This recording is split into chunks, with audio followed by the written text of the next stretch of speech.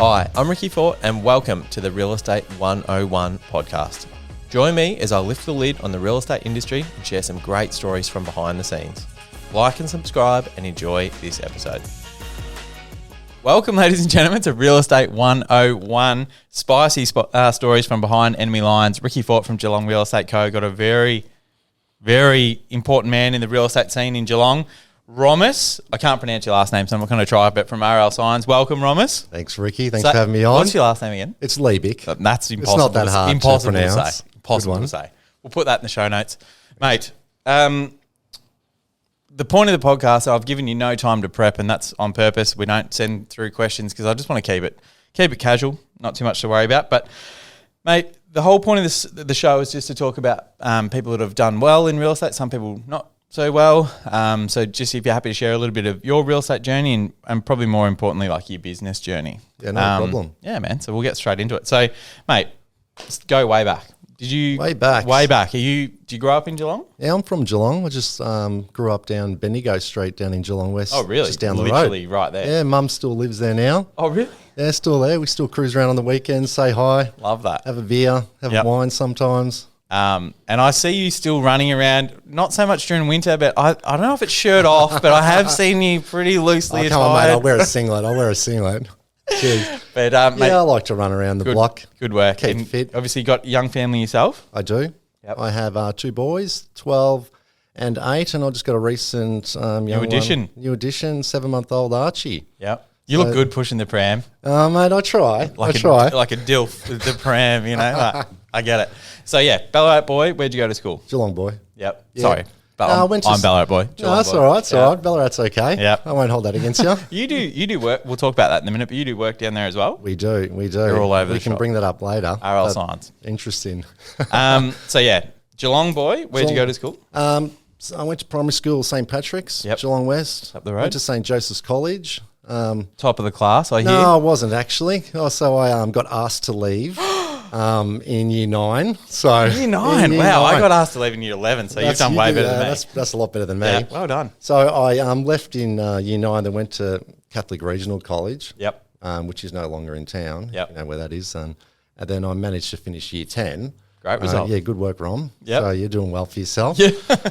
Didn't know what to do, so I got a pre-apprenticeship in signwriting industry. Yep. So that was pretty fun. How did that come about? Just an ad in the paper or someone you knew? Or Well, I was a little bit of a bad boy at school, and I was a grapher. So not good. Sorry to all the people I did murals and graph on the walls, but I managed to turn myself around. Yeah. Good job. So look, because now when people bloody graffiti our signs, you I charge me to pull it off. So bad. Yeah, I do charge you. A little fee just to wipe it off. I'm like, actually, I just putting 2 and together. I was like, hang on, is he? Maybe he's doing this. That's the best. Carry on. So, yep. Yeah. So, got into graphing, and then a related industry or thing from that was airbrushing. So I ended up getting into airbrushing, and lo and behold, I did an airbrush course and entered me into the Geelong show. So I won an award, and the teachers thought I was awesome because I won an award for airbrushing. Anyway, so I wasn't doing too well at school at the time, but I looked into what industry I could get into, and it was the signwriting industry. So managed to finish I just finished year 10. I don't think you can do that anymore now. I think you have to do year 11 or 12. Who knows? Wouldn't recommend it to anybody, but back then wasn't a bad thing to do. So I did a pre-apprenticeship course down in Sunshine, and that basically got me into the signage industry. So I started quite young. I think I was about 17 when I started my apprenticeship. Where was the apprenticeship? I did a work for a franchise sign company, Signorama. So that was interesting because it sort of... I think they're still around, aren't they, Romy? Oh, there's a lot of them. There's 500-600 around the world. Yeah, I'm sure they're doing okay, but we don't know about those guys. Yeah. But that was good because it introduced me into the sign industry, and I learnt my way around that, and printers and signs and production managing, and I sort of got thrown in the deep end a bit there, so I sort of learnt really quickly, which was good. So, and I was always happy to put my hand up to do the hardest or the next job for whatever needed to be done. So how long were you with those guys? I just did pretty much 4 years. So I finished my time. 16, 17 to 20? 2021, yep. Can't remember exact dates, but And I wanted to go out on my own. Everyone was like, "No, At 20 or 21? 21. Everyone's like, "No, you don't know anything about business." Yeah, which, All in this fairness, sort of- you probably didn't. I didn't know anything. I knew how to make signs, and I knew how to that's half quote of it. signs. And I was Two-thirds of it. I was good with people too, which helps. So, back in the days, I actually started working on my business plan in the background. It wasn't much. Like, what do you do when you're 2021 on your business plan? You just make signs, buy a printer, need work car. That's exactly how I started, man. I just wrote a list and just would tick one thing off at a time. Yep. So anyway, did that. Put a yellow pages ad in. Do we still use them anymore? Yeah. No. I don't. Maybe. No. Yeah. Anyway, got Do in. you actually use them? No, not at all, mate. I pulled that out a long, long time ago. Actually, I don't do any advertising, to be Really? honest. No, nothing. That's a lie. I'm going to pull you up right there Okay, yeah. What is that? because I've seen, for those that are watching at home, the world's biggest sign. We need to cut to that. Romas, you do have a shirt on. Show a picture of that if you can. Yeah, we'll put that up of you on the side of the Melbourne Highway. Maybe I'll on the Geelong Arena. Yeah, RL okay. sign. Sorry, that is me. Shameless self-promotion. No, look, yes. It's a good looking It's sign, a good by the way. spot. Thank you. Thank you. Okay, maybe that. Maybe I do advertise, but that's it's for a little bit of fun, Bit of fun. and it works. Because you are a big basketballer too, just quietly. I still play ball. I hear you've got horrendous white line fever. White line fever. You you just turn into someone else on the court. That's what I've heard. I play pretty hard. I've heard you play pretty hard. I'm competitive. It's good. It's good to keep your competition. Still playing championship men's down at AWA Stadium. Yep. And I just turned 40, so I think I'm You look one of the good for oldest 40. guys on the court. Thank you. One of the old heads. You're basically the Chris Paul of the AWA. That's it, man. Mate, off basketball for a sec. So back to mate. business. Yeah. You think you know what you're doing and you think you want to start a business plan, and then tell us about that leap of faith to do it. Yeah, well, I had to really, I just had to make my own decision to go out there, and I thought I could just give it a crack, basically. So set a little plan, had a ad in at the time. That was the way you started your business. And then it started off quite well. I was just trickling along doing like little subcontracting sign jobs, and ended up meeting people and getting into And you're just doing all this yourself? all myself. Delivery, installation, making the sign, everything. quotes. I was actually working from my mum's bungalow in Bendigo Street. Yeah, So, that's awesome. She's got a pretty big property. If you know, Yeah. I won't say the address Yeah, of yeah. it, but I had a little bungalow at the back, and I just set it all up for making so signs. cool. Little Well done. table. I thought I was the man. I thought it was You were fun. the man. It was cool. I was my own boss. You are the man. That is cool. All my That's so mates cool. are going to uni, learning to do Yeah. this and that, and I'm When did you think, geez, maybe I do know what I'm doing? Maybe, because you've always had that self-belief, which Yep. is great, but I guess to have it like reaffirmed to you and like through your financials maybe, and you're starting to get busy and you're installing 2 signs a week or 3 signs a week, when were you like, you know what? Well, I started feeling like I was getting somewhere when I hooked up with it was a Costello's hotel group in Melbourne. So I started doing a fair bit of basically signs for hotels and pubs, just general stuff. And I had a meeting with one of the directors and the owners, and they wanted me to do all their sites. And I thought, this is pretty cool. Like, Were you trying to act calm on the, like that's pretty, Man. that's a normal, yeah, I can do that, but on the inside you're like, fuck yeah. I was sitting down with some pretty like wealthy people, Yeah. and they're like, yeah, we need someone, across the board to do all this stuff. And I thought it was great, just being involved with these type of people. So That you'd earned your way to yeah, the table in those conversations. felt like I was needed for something. So that was good. So I was doing that for a good 5-6 years, working for those guys, and basically just staying up all night doing designs, making signs, getting them ready, waking up at 6 a.m, going down installing signs. Like I was doing the work of 3-4 people, and it was just me. Just you. So, Yeah. Love it. So that got me started, and I was saving up a bit of money at the Yeah. time. Who was your first employee? Oh, Like first what employee. role did that person do? Apprentice. Yeah. It's got a So young just doing apprentice. everything, or Just trying to teach them and train them up to do what I could do, but Yeah. I never had much luck with apprentices. I found that it was hard. That was the young guys of today don't necessarily have the best work ethics. I won't Yeah. get into too much Yeah. details, but but also, funnily enough, so you're 22. How long before you put someone on? wasn't very much after that. Like 21, 22, maybe 24. So listen to this. At 24, he's saying these young guys don't know how to work. Right. When I look back at it now, when you say it like that, it's pretty stupid. But no, I get it. Like when and I found that too, that you've got to have different expectations of, it'd be great if everyone worked as hard as you, but I guess they don't have the ownership of the business. So you got to find that balance where people work hard for you or with you, but you just got to find that balance and not burn people out. And I guess my perfect vision of that employee is that they stay forever, and you create this environment where, people want to work for you and they will bend over backwards and they will help. But I think you got to reward them and you got to pay them well and you got to do all that stuff as well. So it's a really good point. And I looking back now, I've been in the industry for a lot of years. I look back, I suppose when I was in the early days, I was a bit of a hard ass. Like, no one can work as hard as you. Yeah. And, if you're the business owner, of course you have to do it. But also you got that entrepreneurial blood and, Yeah. Well, that's good, man. It's a good lesson to learn. And obviously, like your business has grown to how many people now? How many employees? There's 8 of us now. Yeah. Yeah, which... and it seems like a really stable business. Like pretty consistent. Like we're growing each year. Yep. Had another guy trial yesterday as well. That could make it 9th if I'm working on a few jobs and big jobs on at the moment, projects. So if we land a few of those, we'll probably get a couple more people. Yeah. But we're sitting not comfortably, but I'm always striving to do better. But we've got a good group of team. It's probably in my whole business career with RL Signs, best group of guys we've had.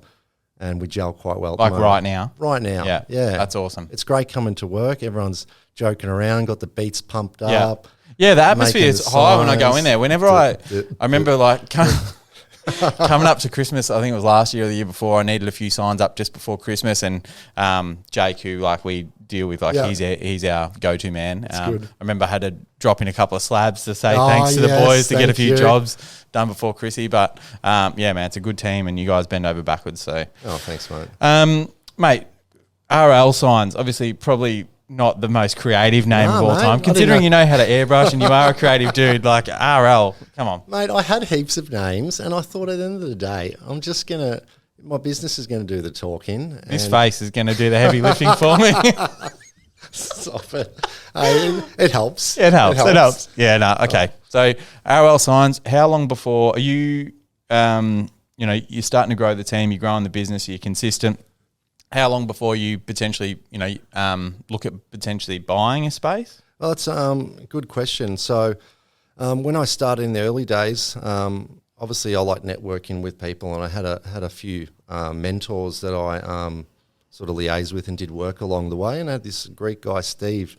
He was always persistent about, Rom, you need to buy a factory. You need to buy a factory. Rent. Stop it, because I was still working at Mum's place, and then I had my own home, and I was working in the back shed, and it was just... been signs up the driveway. It was ridiculous. Yeah. So all the money basically I saved from doing the hotel work, I obviously purchased a place down in North Geelong where I'm currently at. Still same spot? Still same spot. So it was cheap back then. But having said that, you were bursting out of that joint. The one I'm in now. Yeah. Yeah, it's still like that now. It is chaos down there. I did a little reno at the back, extended it out a few meters. It doesn't, dude, it is full. If you come I get anxiety going there. If you come in on a Monday, Tuesday morning and you see how much work we get out from that small factory, it's kind of ridiculous. Are you potentially go bigger or just it's doing the job? It's on the plans at the moment. So, you're in the real estate industry. So a part of we do signs, obviously, but obviously I invested in that place a few years back, and it's shown a good growth over the last few years. So that enables me now to look at potentially borrow against that and do other things. Yeah. When you bought that, obviously, that probably was that important for you, or that was an afterthought? You just didn't want to pay rent. It was important because I wanted to grow wealth at the same time. You know, it's good having a business, but I wanted to also put my money in something else and have my own little super fund. In the background. Do you invest in like traditional super, or are you referring to bricks and mortar? Bricks and mortar, yeah. So I don't, I'm not I'm not saying don't invest in your own super, but I don't usually contribute. I'm trying to create my own wealth through other means. So tell me about your obviously own real estate journey from how old were you when you bought your first house? First house, I think it was around 25, 26. Yep. You've done well considering you're just going all in on the business and you're trying to grow that, but at the same time, have bought real estate. So yeah, it was looking back now, it was pretty challenging, but I was so motivated and driven to make money and don't get me wrong, I wasn't making stacks and stacks of money. Yeah. I think that's the thing with owning a business. Everyone just thinks you're like, yeah, they think you're loaded. They think, oh, he's running a business. He turns around this much money per year. Flush. Yeah. No, it wasn't like that. I just used my money. Yeah. And I was living in an old house with an old bathroom. Yeah. And I didn't just jump in and want to renovate it straight away. I was just putting my money away into other things. So I was just trying to use it wisely. So how old before you bought your first investment property? It was probably stupidly only a couple of years after my first house. So it was still, what are we looking at now? I was still late 20s. Yeah. Yeah, that's about right. So I can't remember the exact date. One of the big things I talk about and I'm keen to get to know is I always think, it takes a village to raise a child or whatever, but same thing. You need those 5 key people around you to help you grow and all that sort of stuff. You spoke about your mentor before. Yep. Like in terms of, it's not about naming names. You can if you want, but like accountant, solicitor, stuff like that. Yep. Those people, how do you go around? Are they just people that you got attracted to, or they found their way into your life, or you were referred? Oh, my accountant, I went through 1 or 2 accountants in the early stage. Because you were trying to swindle too much cash. I guarantee. Mate, there's nothing wrong with a little bit of cash in the pocket, is there? Yeah. So, you go through a few, and is it just like finding someone that you gel with, or? Yeah, well, during the growth of a business to start with, you're basically just a sole trader. Then as soon as you start employing people and you start holding more assets and vehicles and things like that, you got to change the structure and either put into a family trust or a company. So along the way, I just got introduced to another accountant. He's currently in Melbourne. I get on well with him now. We have monthly meetings and things now. And he sort of restructured my business to make it a little bit easier. And that definitely helped me in during the meetings. He encouraged me, because one of the things when you run a business, it's like you're on your own, feels like it. And it's nice to have that person. 100% feels like you're on your own. Helping you out and on your side. Yeah. Did you have a partner through this? No, this was all me. Yeah. No partner to start with. So. Yeah, because I don't think you can underestimate how hard it is without like a partner, or with just someone that you can talk to. What's that saying? Like, a problem shared is a problem halved, or whatever. And just some days it's hard. Like, you go home and you pitch for that business like that, those hotels, and you don't get it. Yeah. And that's real estate in a nutshell, really. Like, there's a lot that doesn't go well. Yeah, that's true. I suppose you just have to keep focusing on it. It does become pretty lonely sometimes when everyone's gone at work and you're there on Friday night. You got to stay in your office till 10 o'clock at night and come back and then wake up and do it again. And don't get me wrong. Just go Elon Musk and sleep on the floor. Oh, mate. You're not hard until you slept on the floor. Before. Have you? Yeah, I'm nowhere near Elon Musk, but I've still slept on the floor. Yeah. I've had some pretty big. I was going to say, is yours because that's just following a Christmas party, or is it? No, don't get me wrong. Our Christmas parties are pretty big, by the way. So, yeah. I should invite you one year, actually. Absolutely. Mate, talk us about, so obviously the show is obviously Real Estate Spicy Stories. We need something from you. You've got a lift here. So what's something that you've, an experience you've either had yourself, bought, sold, like through leasing property or heard of or whatever? Anything good you got for me? Look, I've only really, I've got a couple of properties I bought. Obviously, I sold my residential property a few years back. Wasn't through me, which is not happy. Not during those times. I didn't have my own business at that stage. That's exactly right. I'll cut you some slack there. Thanks for that. Yeah. So, look, I've only bought 3 properties. It's not much, but I've hung on to them for a long time initially. So my factory did really well over the years for a story on properties. So obviously, the industrial, the commercial real estate market's gone up a lot over. It's really come into vogue in the last. Isn't it? Yeah. Have you noticed that as well? Yeah, certainly. Obviously, the growth that you've had, so you've borrowed against that and bought other things. Got that. So I just sold my house a few years back, and I just bought a new place in Manifold Heights. So I'm actually living close to you. I know. I said my missus sees you with your shirt off and just down the street. That's great. Yeah, it is a good area, and obviously, the capital growth and stuff that you're enjoying, which is great. Mate, one of the things we like to ask, obviously, actually, before we go into that, tell us about the worst thing that's happened as having as part of a business. Like I know, because a lot of it probably goes back to your installers, like screwing through a pipe or... So real estate boards. So we haven't really got onto that yet, but after the hotel work, I met a lovely lady by the name of Jo Boothroyd, which you probably know pretty well. Ray White Gurus. Yep, and a lovely person introduced me to the real estate signage industry. Oh, so you were not doing real estate signs at all through that? No. So she was your first customer? She was basically my first customer. So you owe her a lot. Oh, she's always look after her. Yeah. She's been great with Ray me White over royalty the years. for sure. Another mentor, basically. Yeah, have really good chats with her and really helped me along the way. Introduced me to the signboard game and gave you a crack at all her business? Basically, yes. So that's sort of, I just started doing her work and then I learnt the ins and outs of how it works with the online systems and the turnaround times and things like that. So that basically started... that would have put a fire under you, saying, all right, this is actually pretty easy to do. I've just got to now get in front of more people. Basically. So what did you do at that point? Just got a new vehicle, hired a new guy. Yep. So every time... But to go and get the new business and knock on the doors and introduce yourself to your Buxtons, your Ray Whites, your Barry Plants, look, interestingly, through basketball, I've met a lot of people. Yep. And I've never really tried door knocking too hard. I started doing that at the start, but I found it didn't work for me. I liked it to just grow organically through people. Yep. So in... basketball got me onto a few network people. Obviously, all the Buxton guys, ex-CBL. Yeah, the Buxton guys, Ben Real, Jared Leonard, a few of those guys got me handy basketballers. Yes. Crackers was a good basketball back in the days. Yep. Yeah, I remember when in the Supercat days, I was sort of doing a bit of training with them because I was playing Big V at the time. And he always looked up to him. He was a pretty good baller. Yeah. So you're a fair bit younger than those guys? I don't know what the age difference Probably is. About 10 maybe? Probably, yeah. Yeah, it's hard to tell. I lose track of how old I am. I think from 35, it was like, I didn't even know. Feels like a million moons ago. Yeah.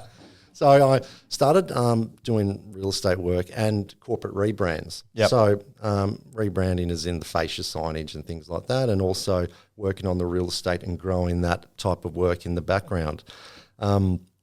Every time I get a new client, it's not as easy as just doing their work because you've got to build up the infrastructure and have all the signboards ready and things like that. So, because you guys are pretty demanding. Yeah. It's like, send me an email and then the next day you want the board up. Yeah. It's like every day. Yeah. Give me a break. Yeah. No, but that's what all the other sign companies were doing. And I just wanted to try and create a really good business with the quick turnarounds for the real estate clients. So that naturally grew over the course of a few years, probably 6, 7, 8 years of been doing real estate boards for. I guess one thing I'm keen to know, I guess how our businesses are similar, but like to get opportunities, because that business, people are already transacting, and whether it be houses, people are buying and selling houses, and in your instance, people are ordering boards.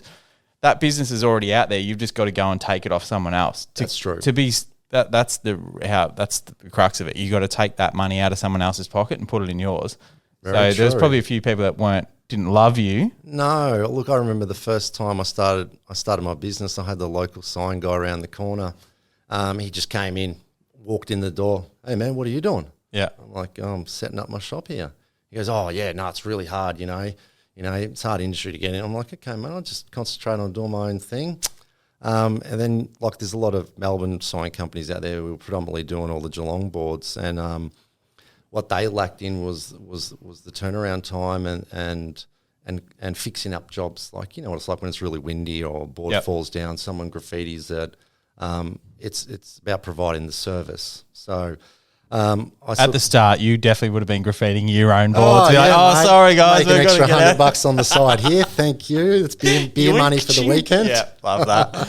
Yeah. So essentially, it's just going out there and pitching a service and pitching. Right. I can do it better. I can do it cheaper. I can do it whatever. Well, that's right. And just proving you were hungry. And I noticed when we had the signs on the vehicles, other real estate agents would see my signs and see us putting boards up. So when they were fed up with their sign company, they would give me a buzz and go, and they would tell me what they didn't like about their other company. Easiest way, isn't Oh, it? thank you. Put notes. Please make better. Like, Yeah. simple as that. Yeah. I know it sounded Find stupid. out what someone isn't satisfied and find a way to. That was basically it. So, mind you, I had to put a bit of pressure on the guys to deliver at the early stages, because every time you grow and you have a new client, you got to build things, do them a bit quicker. But now we're in a really good spot where we've got a good workflow going. And what percentage of the real estate businesses in Geelong do you reckon you're doing? Just quick maths. Well, 50%? I don't know 60%? off the top how many. You probably know how many real estate businesses there are, but we do wouldn't more. have a clue. We do more than 25 real estate clients at the moment. Yep. So may not seem like much, but it equates to a lot of boards. It's a lot. Yeah. So just looking, like I did a little quick maths for you before I came. Did a little bit of homework. Put some stats up on the screen.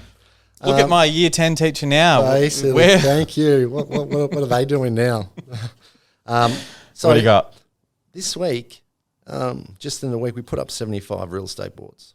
In 1 week. In 1 week. Yep. So at the moment, we're averaging 280, 300 boards a month. Yep. And that's a mixture between leases and sales. Yep. But, majority of them are sales. I would say about 80% of sales. Yep. So over the last financial year, my numbers have been pretty consistent. Yep. Even with the real estate. What's going on out in the market? Yeah, and with everything? the interest rate rises and On things that, too. I was going to actually ask you if you might even have it handy there. Not so much days on market or whatever, but are you finding? I thought one of the challenges maybe for your business is you need to build the sign to put the sticker on or whatever. That's correct. And now with the days on market, like my average days on market, luckily, touch wood, at this point is still 20 days on market, but the industry average across Geelong is probably 45, 50. Yep. So you multiply that by 75 boards in a month that aren't coming back. Yes. That's a lot of extra boards you've got to fabricate. It's one of our biggest worries. Good point. Is what's going to happen Board with them. stock. Yeah. Like any given time, we've got over 1,000 boards out at the moment, and we need the boards back so we can get them back out again and reuse them. I have noticed over the probably last 6 months, boards have been out a lot longer. Yep. So probably sitting out for about 3 months, maybe a bit later. But it's and obviously, because you have to wear the fact that like when they're sold, all the agents like to leave them up obviously until the day before settlement. Do. Yeah. Advertising. Actually, I'm thinking about a spicy story you might be able to share, surely, and I know people have done it to me, so you can't say they don't. People, if I've sold something on a main street and it's a good result and it's sold quickly, dirty big sold sticker on there and it looks good, all of a sudden, and I know settlement's not for 3 months, and all of a sudden my board goes down like a couple of weeks later, and I asked the owner if they called, and it wasn't the owner. So someone's calling going, "Hi, it's Ricky here from," and asking to have my boards taken down. I know that happens. Look me in the eye. I know that happens. Look, sometimes we get house owners wanting them down, okay, but look, we've probably back in the days taken them down, but now we just say, look, you got to go through the real estate agent. Love that. You know, like we know the rules. I know there's other real estate agents calling my board saying, no, it's Ricky here. Can you take that down? That's fun times. Mate, we're running out of time, so I just want to go over something quickly. Yep. I ask a lot of my customers what's something that they'd tell their 18-year-old self, in your case, maybe 16-year-old self or 25-year-old self or whatever. Just like, what would you do differently? Obviously, your story's overall very successful and you've done some great things, but I'm sure some things haven't gone well. Take more risks as well. Like I've always been like, I was even a bit apprehensive coming in to do this podcast. I mean, Really? it's just like I've always been like not a little bit scared to do anything, but I've always managed to make myself do it, and it always leads to something good. I know a simple thing like coming in here, you think would be easy, but I think about it. I'm like, man, I've had chats with you for ages. Do you know what the difference is though between you and the other people is that you do it. Yeah. You don't have to be comfortable. You don't have to love it, but you got to do it. That's exactly right. I mean, I look back on how I've got to where I am now. I mean, I've got a long way to go, but I just look back at all those little times that I took that small little risk that I was scared to do or meet this person. And I look back now and all those things have converted into something good. So basically just have a crack. Take more risks. You know, and know your job well. What's something like an opportunity that you probably missed out on because you didn't take a risk? Oh, there's a few of those. Yep. Oh, look, buying the factory next door to me, you know, at a good price, and it was only, it was under 10 grand more than what I offered at the time. And I look back now and it's more than doubled in price. Yeah. And now I'm looking for another workshop somewhere. So, honestly, man, but these are the stories. This is why I asked the question, because this is just so important for people. Like, take more risks. That's probably one of my biggest pieces of advice. Yeah, good point. And look, a few of the guys in my work and a lot of people, a lot of young guys, I'm involved with different age groups through basketball and things like that. And everyone's sort of and ahhing about buying houses. Oh, don't buy now. This interest rate's too high. The prices are this. I'm like, I just say to them, just find the place in an area that's pretty cheap and just buy it. You're not going to lose off it in the long term. Just do it. Don't wait for the right time. Not financial advice. No, I'm not a financial advisor. Conditions apply. See store for details. But no, 100%. And yeah, like anyone that's bought real estate over the last 10 years, historically in Geelong, property values have doubled every 10 years or more, like 6 or 7 in reality. So that's good advice, mate. Thanks so much for coming on the show. How do I get one of these jumpers? Talk to me. I'll drop one off tomorrow for you. Thanks so much for coming on, legend. No problem. See you soon. Thank you.